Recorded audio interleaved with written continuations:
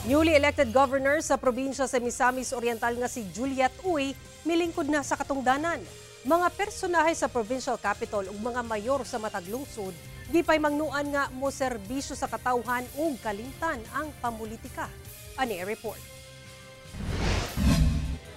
Hingpit ng mulingkod isip gobernador sa probinsya sa Misamis Oriental si Juliet Uy kinsa midaog kontra sa kanhing gobernador nga si Peter Onabia sa milabayng piniliay. Sa iyang pahayag, gihisgutan ni Ine nga kalimtan na ang pamulitika. I want to show that I represent a change which can also be positive if given a chance. Humana ang eleksyon. Politics should be set aside.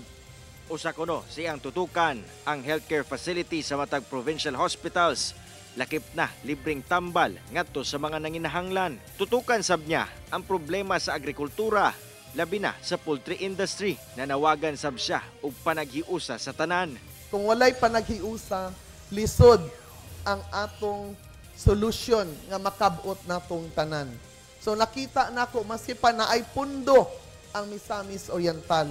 Walay hinungdan ang pundo kung dili kita magkahiusa. Sa katapusan, mihangyo si Uy nga dili mahimong loyal kaniya og sa iyang administrasyon.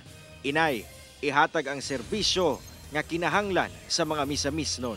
In my governance, I ask not of your personal loyalty, but loyalty to our shared goals. Sa serbisyo lang kita. Kauban si Jaybert Pairat, Cyril Chavez. 1. Mindanao.